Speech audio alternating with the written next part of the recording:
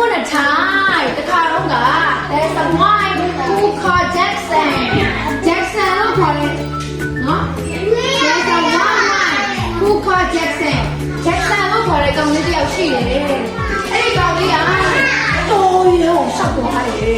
တော်ရီတော့ရှောက်သွားတော့ကြတော့တဲ့နော်တော်ရီတော့ရှောက်ပြီးတော့တဲ့သူ့တကယ်ချင်းလေးကိုလိုက်ရှာတယ်တဲ့နော်သူ့ရဲ့အဖော်လေးကိုလိုက်ရှာတယ်တဲ့ okay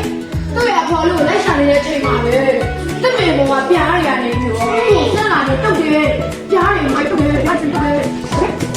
ဒါစင်တုတ်တယ်အဲ့ကွာလေဒါပဲတော့လုံးဝမခံနိုင်ဘူးလေမခံနိုင်တော့ဟောလေကွာဒီတိုင်းတိုင်းတော့ဘောဆိုစက်နေလိုက်တယ်ဒီတိုင်းတိုင်းတော့ဘောဆိုစက်နေလိုက်တော့အဲ့ဒီမှာဒါရှိတယ်ဟုတ်တယ်ဒီတိုင်းတိုင်းတော့စက်နေလိုက်တော့ဒါကြည့်တော့သူ့ရဲ့အဲ့ဒီတော့ခေါ်လို့ချက်ရှာနေတယ်ကွာတောင်မိုးရောတက်သွားတယ်ဟိုမှာတောင်မိုးရောတက်သွားတယ်โอเคတောင်မိုးရောတောင်မိုးကြီးတယ်โอเคတောင်မိုးရောတက်သွားတယ်โอเคOkay, he can find his companion. တွေ့ရဖို့မတွေ့ဘူးတဲ့။အဲ့ဒါနဲ့သူလေတအားကိုဆင်းလာပြီးတော့တဲ့အဲ့မှာဘူပေါင်းလေးတစ်ပေါက်တည်းကိုလိုက်ရှာတယ်။ဘူပေါင်းလေးတစ်ပေါက်တည်းကိုလိုက်ရှာတော့လေသူကမတွေ့ပြန်ဘူးတဲ့။မတွေ့တော့ကြတော့တဲ့။သွားနေပြီးတော့တဲ့။ကဲအဲ့အနီးနားဝင်းကိုရှာကြည့်ပါအောင်ပဲဆိုပြီးတော့နီးနားဝ